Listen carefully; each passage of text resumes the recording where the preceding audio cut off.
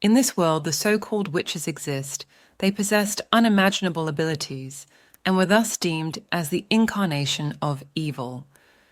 Our protagonist, Chen, who was a modern-day engineer, crossed into a body of a medieval prince who devoted his life to merging modern industrial technology and the magical abilities which is possessed to build a strong kingdom, where he meets his witch, Harem. The story begins with Chen feeling someone calling him, tapping him on the shoulder, and whispering in his ears, "Wake up, Your Highness." "Wake up," he heard slowly opening his eyes, waking up confused, not knowing where he is sitting on a cold metallic chair in his very own eye. Sees a strange landscape with small wooden and brick houses and a bunch of people standing together and chanting something. He couldn't quite understand. The memory in his brain seems to be connected suddenly. He is in the body of Roland Wimbledon, the fourth prince from the kingdom of Grey Castle, introducing us to the fight for the throne decree created by Roland's father, a decree to decide who will become the successor of the throne. All 5 of his children are assigned a task, sending them to 5 different territories and evaluating based on their abilities to govern for 5 years.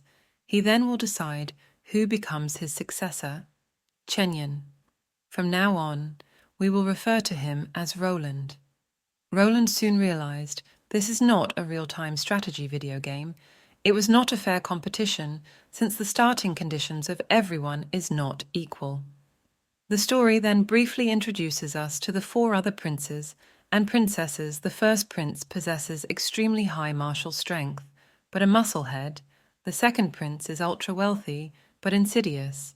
The third princess, whose military strength and commanding attribute is over the root, also very ferocious. Moving on to the youngest princess, highly intelligent, beautiful, but quiet. Last but not least, our protagonist Roland, the 4th prince, spends all his time drinking and indulging in pleasure and loves courting death. He was assigned to this border town, where even a bird wouldn't even want to poo. An underdeveloped town with a low population, poor, and where excrement is casually dumped around. Roland covers his head, understanding how terrible of a spot he's in. Before he finishes his thoughts, few old men with faces full of grey hair urged Roland to start the execution. Roland looked around and he sees people standing at the center square, all looking towards one place. It was the gallows, a medieval instrument used to execute criminals. On the gallows, a hemp rope was tied on top of a person who was wearing a dirty grey shirt and had her hands tied behind her with her slightly raised chest, long blonde hair and skinny frame. Not hard to tell. It was a female shivering on the stant, while the wind blew past her hair. Roland condemned such behavior in his mind. He can't believe what he is witnessing. Not understanding why would people do such a stupid thing. Release that witch. Roland yelled loud and clear, leaving his minister, his guard, and the residents in shock. Roland tried to play it off by saying he was tired. He wanted to do the execution another day. Suddenly, Roland's chief knight Carter tried to dissuade Roland from carrying out the execution, since the identity of the witch has already been confirmed. She must be killed, afraid the other witches might come and rescue her. Roland, looking at the knight, thinks in his mind, how could a knight whose arm is bigger than an average person's torso is afraid of girls half his size? How ridiculous. Roland walked away, saying it's better to attract a few more witches, so they can catch them all together. Without explaining further, Roland headed back to his dilapidated castle, shutting his door inside. Roland finally had the time to process what was going on.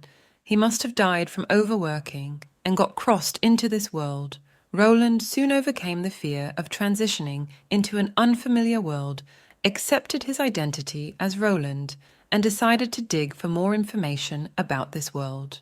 Later that day, Roland and Carter, the chief knight, slowly climbed down the stairs. Arriving at the bottom of the border town's prison, Carter continuously warns about the danger of a witch, but Roland simply taunted him, saying how could his chief knight be scared of a girl? Moments later, they arrived at the bottom of the prison. This was a small cell covered with thick metal bars. In the cell, a girl curled up in the corner wearing the same dirty, thin grey shirt, had her hands tied behind her back. she stood up staring directly at Roland. Roland blushed as he saw how beautiful the young lady was. She had light blue eyes calm like a lake, and he couldn't see any fear, anger, or hatred in her eyes. Roland asked her to walk closer so he can have a closer look. Carter immediately jumped in front of Roland, demanding her to not walk close and warning them again how dangerous a witch is. Roland tapped on Carter's shoulder and told him to calm down. Roland then asked to hear the witch's story. She then explained her name is Anna, and his father used to work in the mine, but the mine collapsed, and he was trapped inside a mine. A worker sees it as an opportunity and stole away the valuables on her father. He was caught red-handed by a neighbor. The thief then charged at the neighbor couple with a pickaxe, knocking them down. And just as he tried to kill the neighbor, Anna awakened her ability, killing and scorched the thief. They later saved his father from the mine, and Anna begged the neighbor not to report her. Roland interrupted Anna. From the look of it, the neighbor must have reported her. Turns out it was his father who reported her.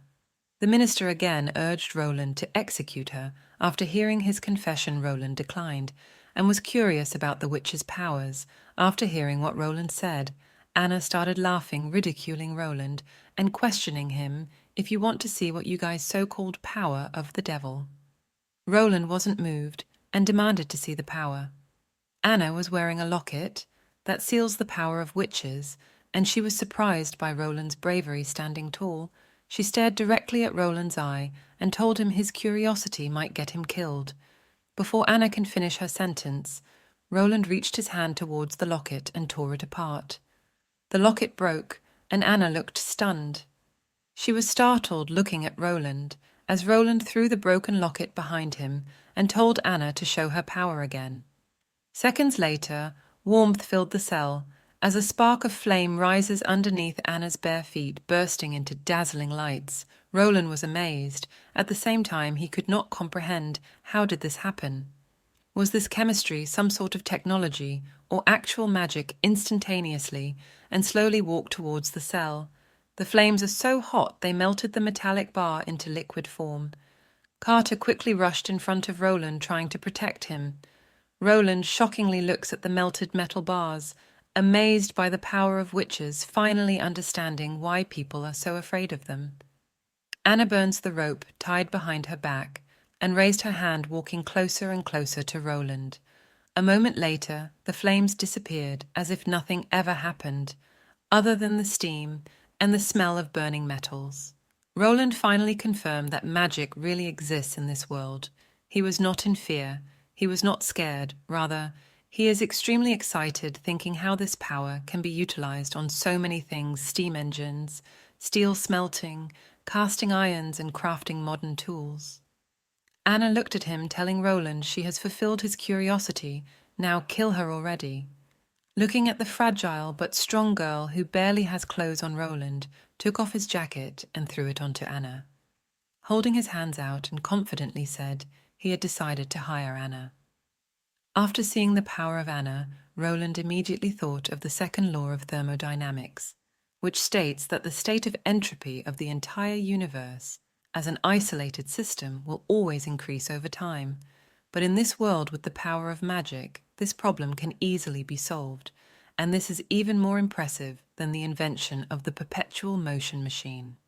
The minister was in great shock after hearing Roland wanted to hire a witch.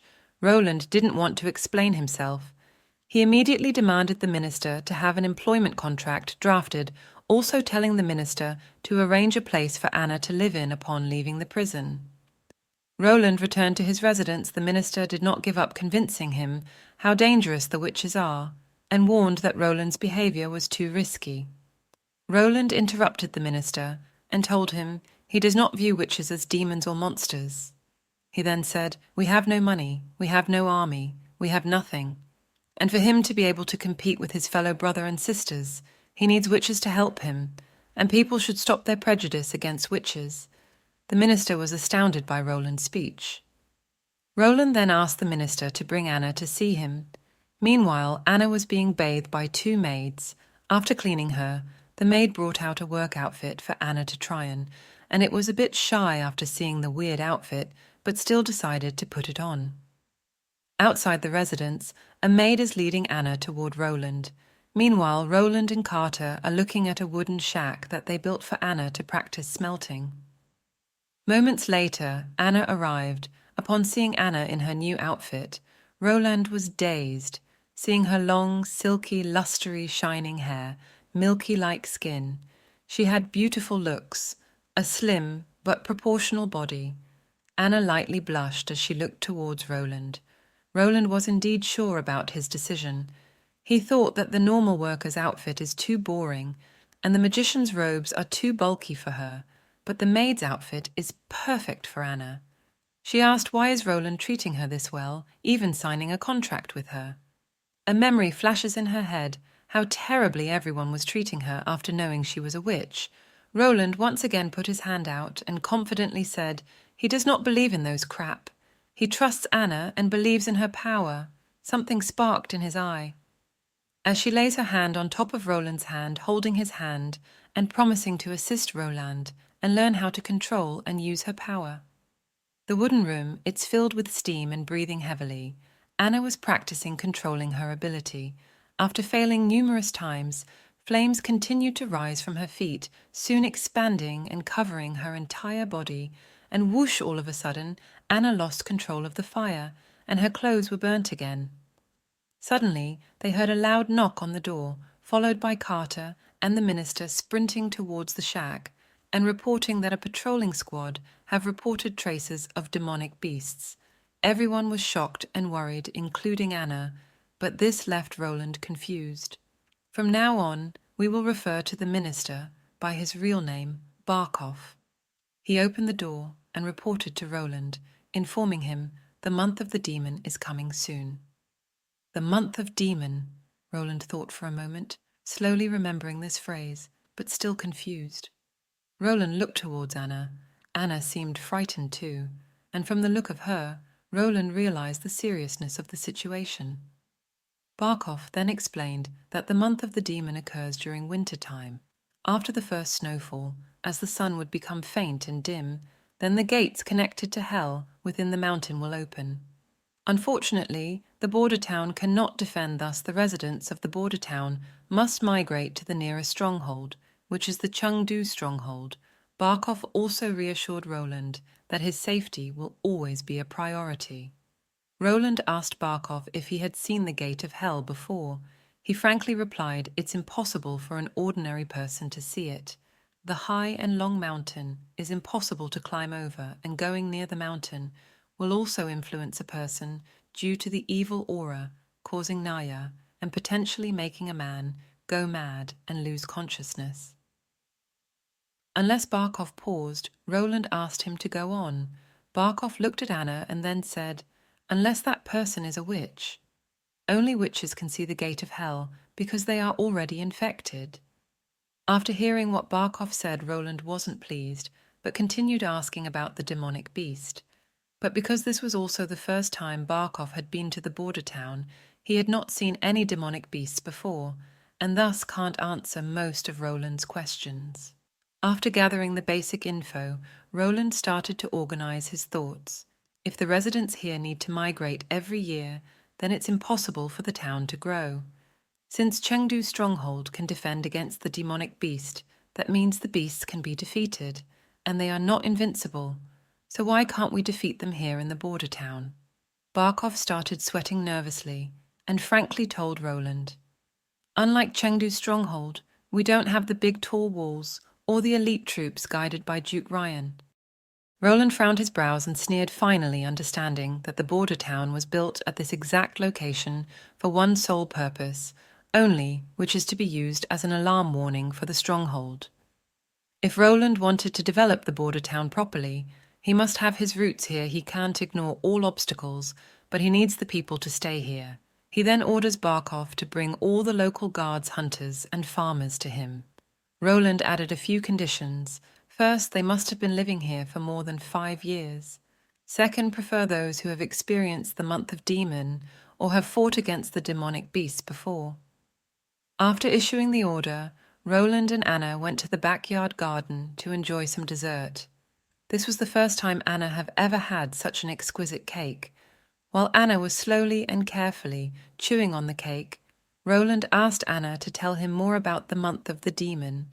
Anna lowered her brow and slowly explained what an average peasant experience is like during this terrifying time.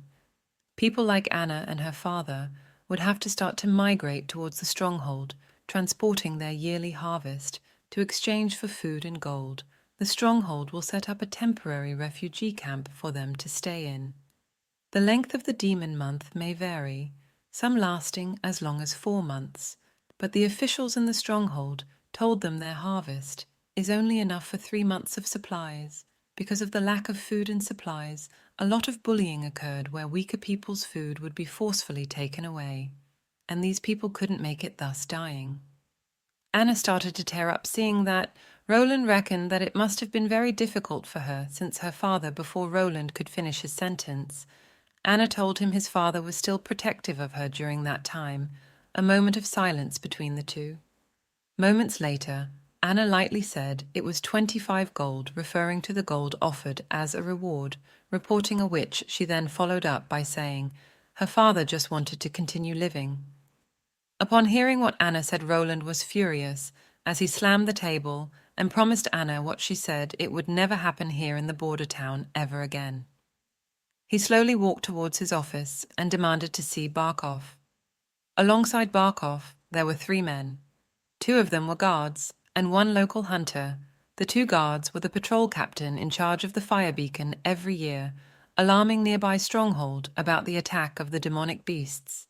And this hunter, a tall, muscular man with blue hair and a giant scar across his face, claimed not only he has fought a demonic beast before, but he has also slain 2 of them. Roland nodded his head and told the 3 men to introduce themselves one by one. The younger guard was extremely nervous when talking to Roland, probably the first time seeing a prince up close. He stuttered as he spoke, telling Roland that when it started to snow, they will light up the fire beacon in the tower in the north side mine when they see the demonic beast surge past the forest, then sprint back using a secret passway. Roland pointed to the other guard, asking him from now on. He will be the one answering the questions, asking how beasts look and whether they can be killed. The other guard was also nervous, seemingly sweat coming out of his helmet, but at least he didn't stutter.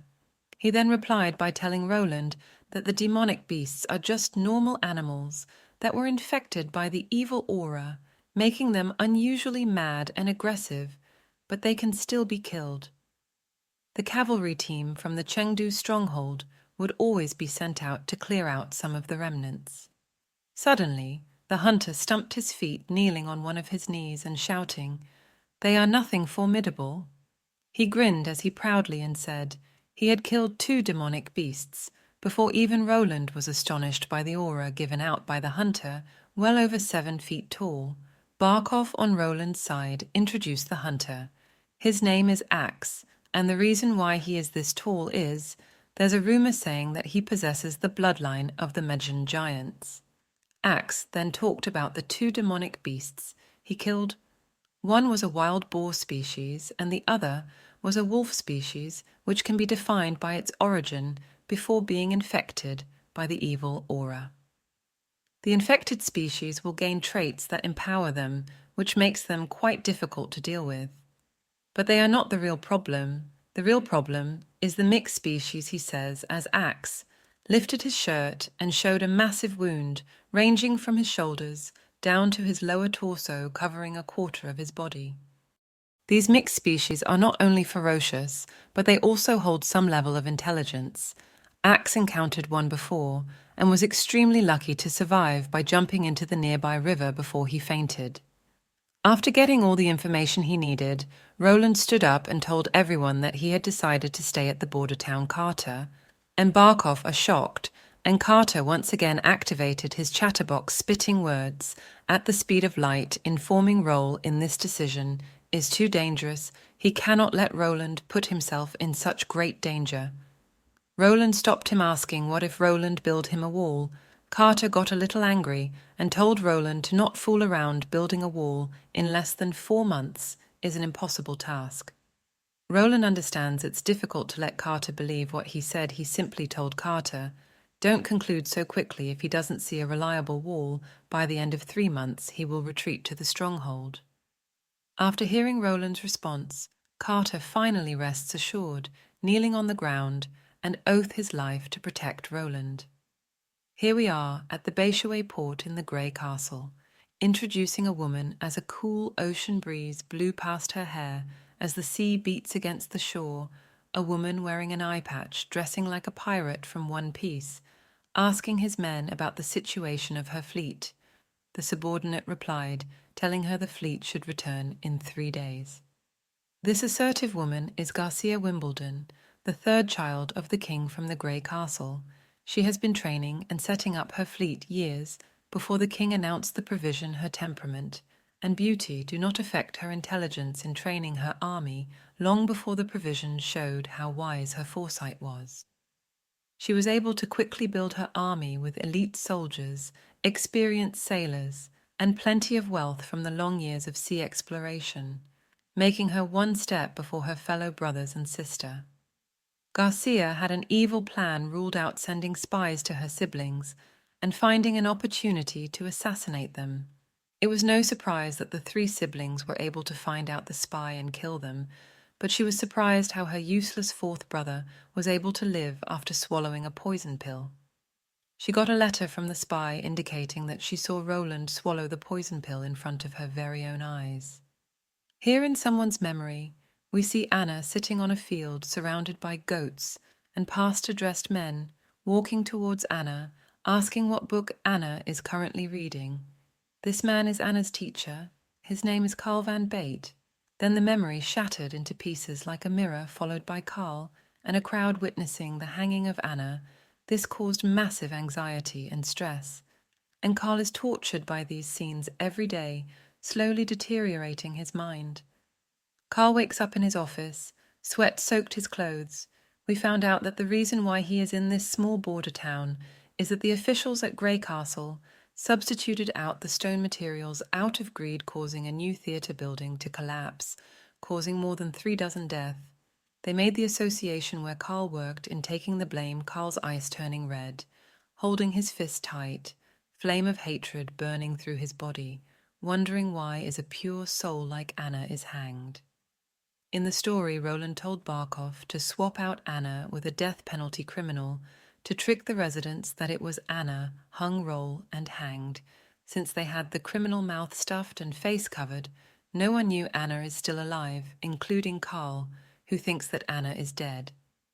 Back to the story, these terrible humans are out there dancing in money and fulfilling their greed. Carl looks out the window, disappointed in this kingdom rotting at its core, filled with inequality, heavy taxation, greedy officials who don't value the lives of its citizens, sending an innocent girl onto the gallows. He questions God, what is true evil? Knock, knock, knock. Carl opened the door and sees a little girl crying. The girl is upset and worried. She feels something wrong with her body, and she is afraid that she will end up like Anna, shivering in fear, and doesn't know what to do. Something clicked in Carl's head. He frowned his brow, looked at the little girl in her eyes, and said he will protect her, then patted her on the head.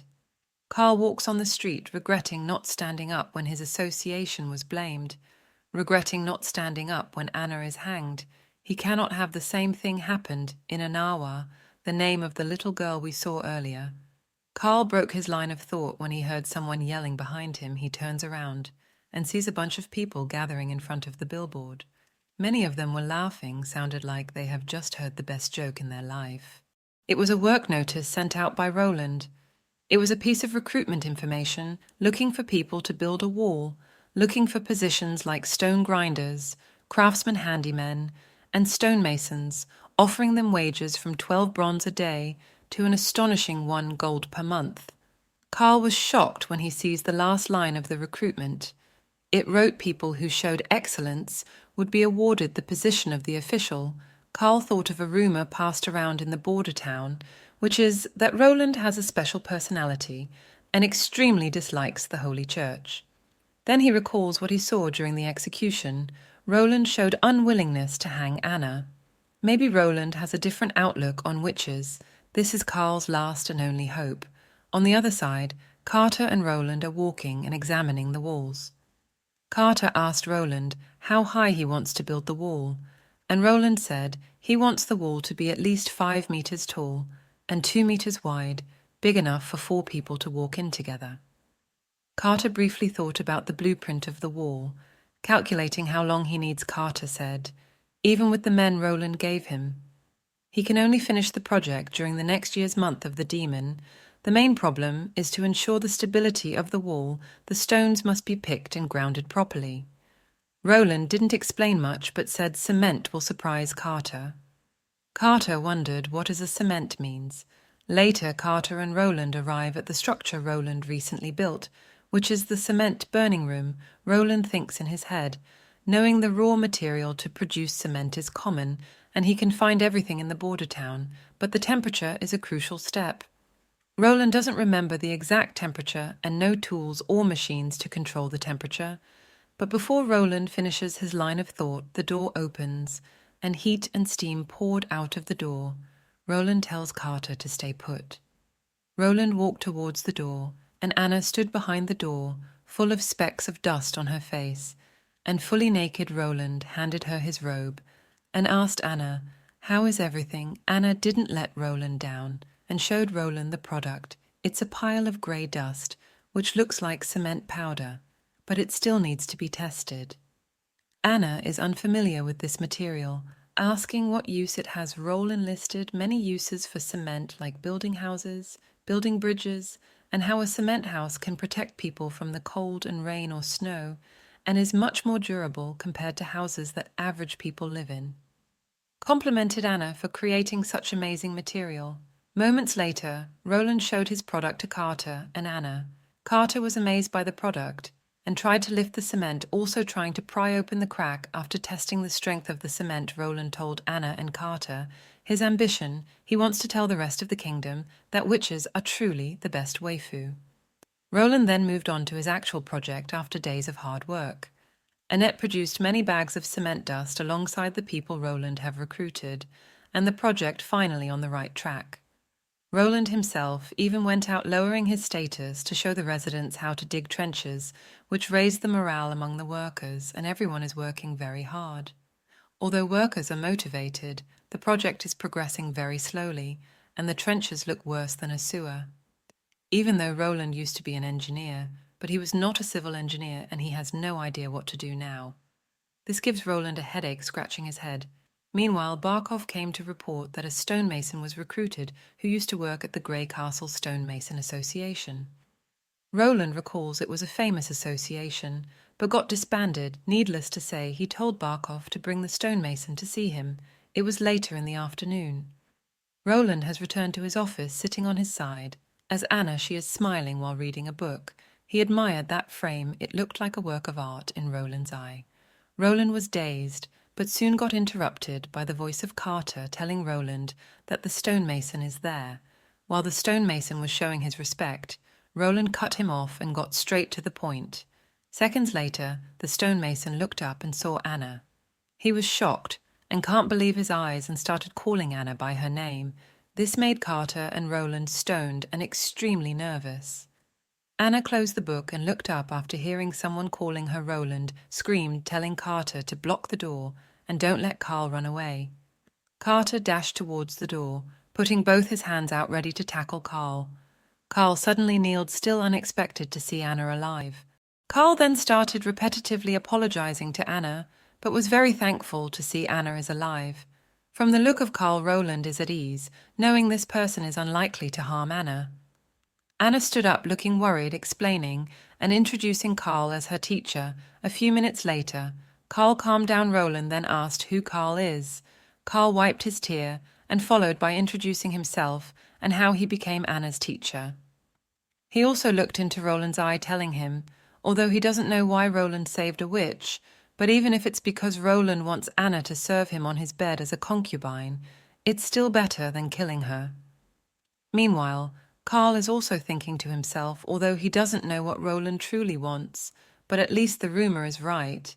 And if he can also send Nana as his concubine, Nana will also be safe. He then introduced Nana, saying she is also a cute and adorable girl. wondering if Roland can also accept her as a concubine. Seeing that Carl misunderstood Roland's intention to protect the witches, Roland continued explaining Carl that he will call in to see Nana if she is really a witch, but he cannot take her away from her original family, especially when there's no trace of actual threat from her family. He followed up by telling Carl he misunderstood him. The reason he saved Anna is not what he thought to be. Roland was happy to know another witch is in his town, hoping to not let Carl misunderstood him. Roland decided to tell Carl the real truth. Roland thinks the shenanigan talks claiming witches have the evil power of the devil is nothing but nonsense. Roland will protect them at all costs, as long as the witches don't commit any crimes. Roland then brings the conversation back regarding the construction of the walls. Although Carl is still a bit speculative, he quickly puts his thought aside, understanding Roland's idea to build a wall to defend against the demonic beasts.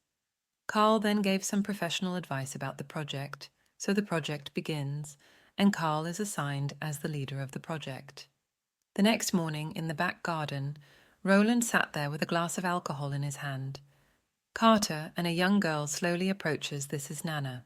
She seemed nervous, holding her hands tight on her dress, biting her lips, and shivered as she slowly approaches Roland, looking at Roland, with her big crystal eyes filled with fear in her eye, asking if she was going to die. Nana was indeed adorable. Roland looking at her, trying to hold his laughter, comforting her that she is not going to die, and Anna is living well too. Roland then introduced himself as the fourth Prince Roland Wimbledon, asking Nana to introduce herself, realizing she is not going to die. Her eyes sparked and filled with happiness as she gladly introduced herself. She is Nana Pine, then immediately ran past Roland, holding Anna's hand, and started chit-chatting, completely ignoring Roland. Roland took a sip out of his drink, watching the two girls, thinking to himself, Anna is only 17 years old right now. How beautiful will she grow up to be? Seeing the conversation slowly coming to an end. Roland interrupted the two girls, asking Nana about her power. After hearing the question, Nana got scared again, lowering her voice as she asked if Roland will hang her. Roland assured her that he will not do such a thing, only heinous criminals will be hanged, and he will never do such cruel thing to an adorable girl like Nana. Nana nodded as she continued explaining that she heard the rumor saying the witches are cursed after affected by the devil, but she had never seen a devil before. Seeing Nana is in a gloomy mood. Anna walked up and patted Nana, comforting her Nana, then calmed down and started explaining what happened. She said about a week ago. She'd seen a little bird gets injured and wanted to help the bird. Then all of a sudden, something came out of her hands. It was in a liquid form, surrounded the bird. Next thing she remembers, the bird is all healed up after hearing what Nana said. Roland's heart skipped a beat. He understood the importance of Nana's power. In a time where there's no modern medicine, no antibiotics, and no life support, a small wound can lead to infection leading to death. Roland might have just found an amazing treasure. Roland immediately ordered Carter to bring him a live chicken. Roland then asked Nana whether she still thinks her power is still evil after knowing her ability to heal animals.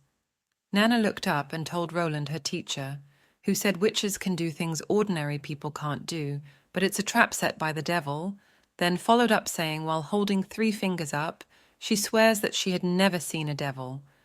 Roland stated that he believes everything Nana said, but the devil thing is nothing but a lie told by the Holy Church, and her teacher is also a victim deceived by these lies. Nana asked, why would the church lie to its people? Roland shook his head, as he understands how religion works back on Earth. A similar thing happened in history as well. There isn't a proper answer, just purely for one's soul benefit moments. Later, Carter arrives with the chicken Nana holding her hands together as her face turns red. She lightly said, Your Highness, please be gentle. It will hurt. Roland smiled, then replied, It's all right. It will be done in a quick moment. Thank you for staying till the end. Please subscribe for the next part.